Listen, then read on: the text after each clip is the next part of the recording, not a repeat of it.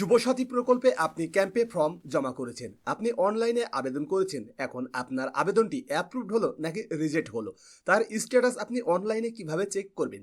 বিশেষ করে ক্যাম্পে জমা করা ফর্মের স্ট্যাটাস আপনি কিভাবে দেখবেন, সমস্ত ইনফরমেশন আপনারা আজকের ভিডিওর মাধ্যমেই জানতে পারবেন। তাই ভিডিওটি স্কিপ না করে অবশ্যই শেষ পর্যন্ত দেখবেন। এছাড়াও পরবর্তীতে এমনই গুরুত্বপূর্ণ ভিডিও দেখার জন্য চ্যানেলটি সাবস্ক্রাইব করে রাখবেন, পাশের বেল আইকনটি অল করে রাখবেন। এছাড়াও যদি আপনি ভিডিওটি ফেসবুক থেকে দেখেন তাহলে অবশ্যই ফেসবুক পেজটিও ফলো করে রাখবেন। তাহলে চলুন প্রথমে আমি দেখে নিই যে আপনারা কিভাবে স্ট্যাটাস চেক করবেন যুবসাথী নতুন প্রকল্পের। তো এখানে আমি আপনাদেরকে একটি বিষয় জানিয়ে রাখি, যদি আপনি অনলাইন থেকে অ্যাপ্লিকেশন করেন বা অফলাইন থেকে যেখান থেকে অ্যাপ্লিকেশন করুন না কেন, স্ট্যাটাস চেক করার পদ্ধতি কিন্তু একটাই রয়েছে।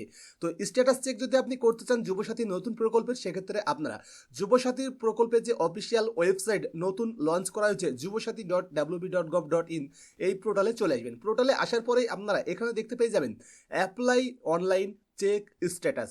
তো আপনারা কি করবেন, এখানে চেক স্ট্যাটাস অপশনে ক্লিক করবেন। চেক স্ট্যাটাস অপশনে ক্লিক করার পরে আপনার সামনে কিন্তু এমন একটি ইন্টারফেস চলে আসবে। এবার আপনি যদি অনলাইনে ফর্ম সাবমিট করে থাকেন তাহলে অনলাইনে আবেদন করার সময় যে মোবাইল নম্বরটি দিয়েছিলেন সেই মোবাইল নম্বরটি আপনি এই মোবাইল নম্বরের ঘরে বসিয়ে দেবেন। মোবাইল নম্বরের ঘরে বসিয়ে দেওয়ার পরে এখানে যে ক্যাপচারটি আপনারা দেখতে পাচ্ছেন সেটি ক্যালকুলেট করে এখানে বসিয়ে দেবেন। এখানে বসিয়ে দেওয়ার পরে এবার গেট ওটিপিতে ক্লিক করবেন। এরপরে আপনার সামনে এমন একটি পপ আপ মেসেজ চলে আসবে, OTP is send to your mobile নম্বর। তো আপনারা এখানে ওকেতে ক্লিক করবেন। এবার আপনার রেজিস্টার্ড মোবাইলে ওটিপি চলে গেছে, অর্থাৎ এখানে যে মোবাইল নম্বরটি আপনি বসিয়েছেন সেই মোবাইলে ওটিপি পাঠিয়ে দেওয়া হয়েছে। সেই ওটিপি কিন্তু আপনাকে এখানে ইনপুট করে দিতে হবে। ওটিপি ইনপুট হয়ে গেলেই আপনারা এখানে ভেরিফাই পিনে ক্লিক করবেন। তো আপনি যখনই ভেরিফাই পিনে ক্লিক করবেন তারপরে কিন্তু আপনার সামনে এমন একটি ইন্টারফেস চলে আসবে। এবার এখানে একটি বিষয় আপনাকে লক্ষ্য করতে হবে, যদি আপনি দুয়ারে সরকার ক্যাম্পে গিয়ে আপনার অ্যাপ্লিকেশনটি জমা করেন সেক্ষেত্রে কিন্তু আপনার ক্ষেত্রেই এরকম অ্যাপ্লিকেশন চলে আসবে।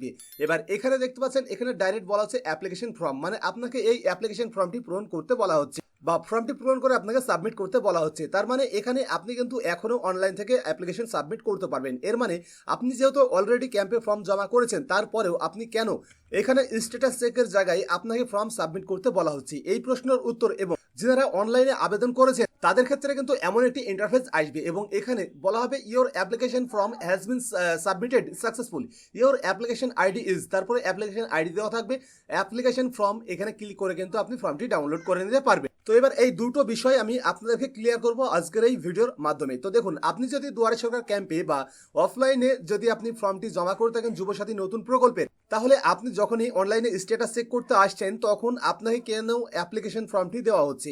এবার এই অ্যাপ্লিকেশন ফর্ম দেওয়ার একটাই কারণ রয়েছে, অন্য কোনো কারণে, জাস্ট শুধু একটাই কারণ, সেটি হচ্ছে কি যে না, আপনি তো অফলাইনে ফর্ম জমা করেছেন আপনার বিডিও অফিসে, কিন্তু বিডিও অফিস থেকে আপনার ওই অফলাইন ফর্মটি এখনো পর্যন্ত অনলাইনে ডাটা এন্ট্রি করা হয়নি বা অনলাইনে অ্যাপ্লিকেশনটি সাবমিট করা হয়নি।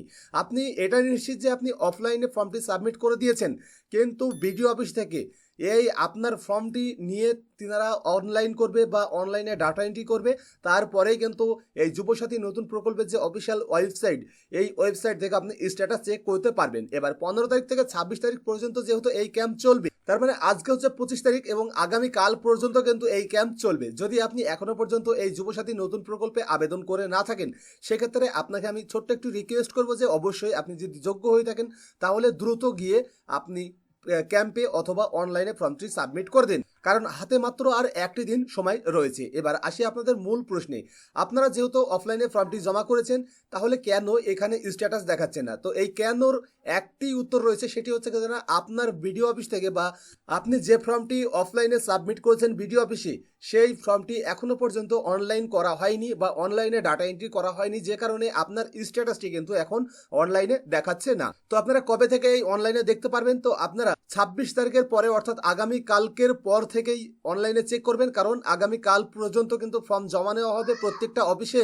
ফর্ম জমা নেওয়া কমপ্লিট হয়ে গেলে তারপরেই কিন্তু বিডিও অফিস থেকে অনলাইনে ডাটা এন্ট্রি যে কাজ সেগুলো কিন্তু শুরু হয়ে যাবে। যদিও বা অলরেডি কিছু কিছু ডাটা এন্ট্রি শুরু হয়ে গেছে, তারপরেও আপনারা 26 তারিখের পরে এই স্ট্যাটাসটি দেখার চেষ্টা করবেন যদি আপনি অফলাইনে ফর্মটি জমা করে থাকেন, কারণ আপনার ফর্ম যেহেতু এখনো অনলাইন হয়নি তাই আপনাকে অপেক্ষা করতে হবে অনলাইন হওয়া পর্যন্ত। আপনার ফর্মটি অনলাইন হয়ে গেলে আপনি কিন্তু এখানে স্ট্যাটাস চেক করতে পারবেন। এবার যারা অনলাইন থেকে আবেদন করেছেন তাদের ক্ষেত্রে কিন্তু এই একই রকম স্ট্যাটাস প্রতিনিয়তই চলে আসছে। স্ট্যাটাসের কোনো পরিবর্তনই হচ্ছে না। তো এর মানেটা কি?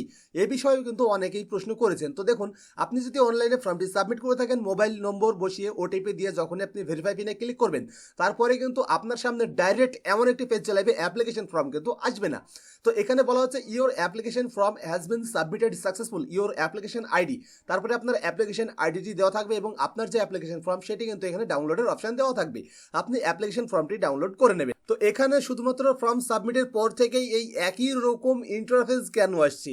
তো এই বিষয়টি নিয়ে আমি ক্লিয়ার করব যে আপনি অনলাইনে ফর্ম সাবমিট করেছেন, এটা ঠিক যে আপনি অনলাইনে ফর্ম সাবমিট করে দিয়েছেন। এবার আপনার এই ফর্মটি ভেরিফিকেশনের জন্য বিডিও অফিস, ডিএম অফিস, সেসব জায়গায় তখনই যাবে যখন অফিসিয়ালভাবে এগুলো ভেরিফাইয়ের নোটিফিকেশন জারি হবে। অর্থাৎ গভর্নমেন্টের পক্ষ থেকে যখনই নোটিফিকেশন দেওয়া হবে যে যারা অনলাইন বা অফলাইন ফর্ম সাবমিট করেছে তাদের ফর্মগুলো ভেরিফাই করা হোক, এরকম নোটিফিকেশন যখন আসবে তখন কিন্তু বিডিও অফিস আপনাদের অনলাইন ফর্ম বলুন বা অফলাইন ফর্ম, দুই রকম অনলাইন অথবা অফলাইন যে কোনো ফর্ম হোক না কেন, সেই ফর্মগুলো কিন্তু ভেরিফিকেশনের কাজ পুনরায় চালু হয়ে যাবে।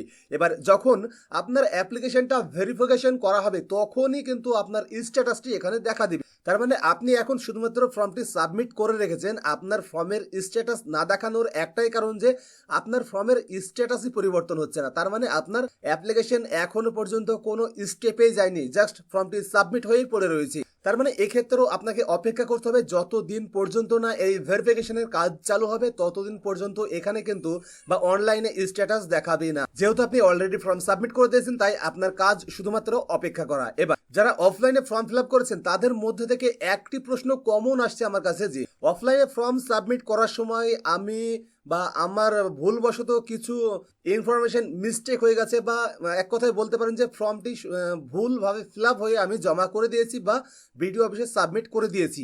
তো আপনি যদি ভুলভাবে ফর্ম ফিল আপ করে অলরেডি বিডিও অফিসে সাবমিট করে দেন তাহলে আপনি কি করবেন, আপনার করণীয় কি? তো এক্ষেত্রে আমি আপনাকে রেকমেন্ডেড করব যে আপনারা যদি ভুলভাবে আপনার ফর্মটি ফিল আপ করে আপনি বিডিও অফিসে জমা করে দেন, সেক্ষেত্রে আপনি অনলাইনে একবার দেখুন যে না আপনি যখনই আপনার মোবাইল নম্বরটি ইনপুট করবেন, মোবাইল নম্বরটি দিয়ে ওটিপি দিয়ে যখনই ভেরিফাই পিনে ক্লিক করবেন তখন কিন্তু আপনার সামনে সরাসরি অ্যাপ্লিকেশন ফর্মটি চলে আসবে, যেহেতু এখনও পর্যন্ত আপনার অফলাইন ফর্মটি অনলাইনে ডাটা এন্ট্রি হয়নি।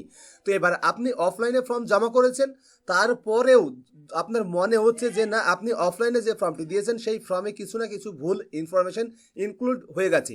এবার সেই ক্ষেত্রে যদি আপনার অফলাইন ফর্মটি ভুল হয় সেক্ষেত্রে আপনি আপনার ওই ফর্মটি পুনরায় আপনি অনলাইনে সাবমিট করে দিন। এবার এখানে আপনি বলবেন যে আমি যেহেতু অলরেডি অফলাইনে দিয়েছি তাহলে অনলাইনে দেবো, তাহলে কোনো প্রবলেম হবে কি না?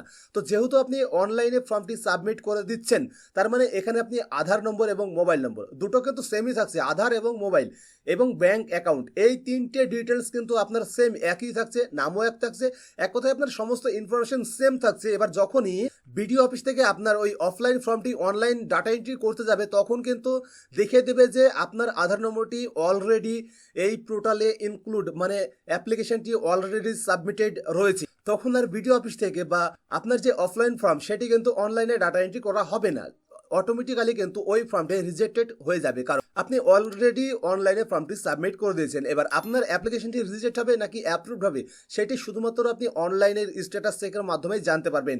তবে এখানে আমি আপনাদেরকে আরও একটি বিষয় ক্লিয়ার করি যে যুবসাথী প্রকল্পের অফিসিয়াল পোর্টালে যদি আসেন আপনারা তাহলে এখানে দেখতে পেয়ে যাবেন এখানে কিন্তু দুইটি অপশন আলাদা আলাদাভাবে দেওয়া রয়েছে, অ্যাপ্লাই অনলাইন এবং চেক স্ট্যাটাস। তো এবার এই যে চেক স্ট্যাটাসে ক্লিক করলে এখন পুনরায় কিন্তু লগইন সিস্টেমে নিয়ে চলে যাওয়া হচ্ছে। তার মানে এই চেক স্ট্যাটাস এই অপশনটিও আপডেট হতে পারে, অর্থাৎ আপনি যখনই চেক স্ট্যাটাসে ক্লিক করবেন তখন আপনাকে অ্যাপ্লিকেশন আইডি অথবা দুয়ারে সরকারের যে আইডি সেটি আপনাকে ইনপুট করতে বলবে এবং তারপরে আপনি কিন্তু ক্যাপচা দিয়ে সার্চ করতে পারেন।